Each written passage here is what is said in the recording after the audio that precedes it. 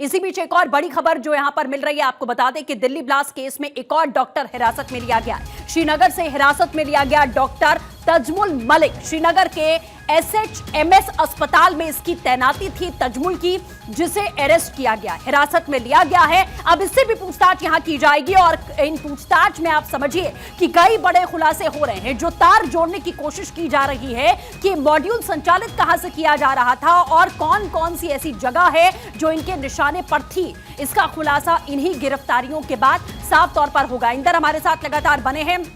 इंदर, हम देख पा रहे हैं कि लगातार डॉक्टर्स की गिरफ्तारियां हो रही हैं। इस बार का ये जो मॉड्यूल है वो हैरान करने वाला है, क्योंकि डॉक्टर्स पढ़े लिखे ऐसे लोग जो समाज में एक प्रतिष्ठा रखते हैं, वो पीछे से इस तरीके के हमले कर रहे हैं जिन पर शक ना जाए। बहुत ही चालाकी के साथ में इस मॉड्यूल को ऑपरेट किया गया। इंदर,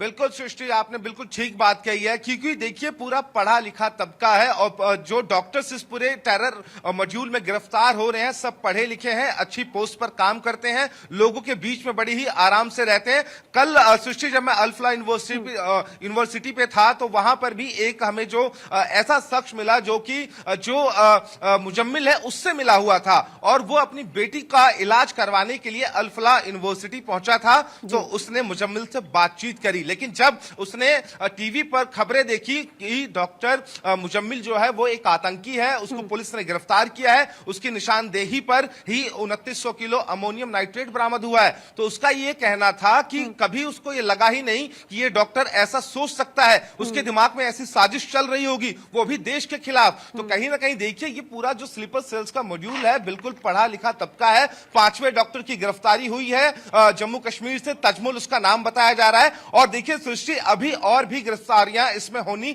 संभव है। लगातार सर्च ऑपरेशंस चल रहे हैं, चाहे हम सहारनपुर की बात करें, लखनऊ की बात करें, या फिर जम्मू कश्मीर की बात करें, या फिर दिल्ली एनसीआर की बात करें। और लगातार ये मॉड्यूल जो है कहीं ना कहीं जो इसके नंबर्स ऑफ काउंट है वो बढ़ते हुए इस वक्त दिखाई दे रहे हैं। एनआईए इस पूरे मामले की अब जांच कर रही है, लेकिन देखिए इंतजार एफएसएल रिपोर्ट का है कि ये देखना दिलचस्प होगा सृष्टि की एफएसएल की रिपोर्ट में क्या कुछ निकलकर सामने आता है, उसमें कौन सा एक्सप्लोजिव जो है वो इस्तेमाल किया गया था i20 कार में, कि इतना तगड़ा जो ब्लास्ट था वो उसकी जो इंटेंसिटी थी।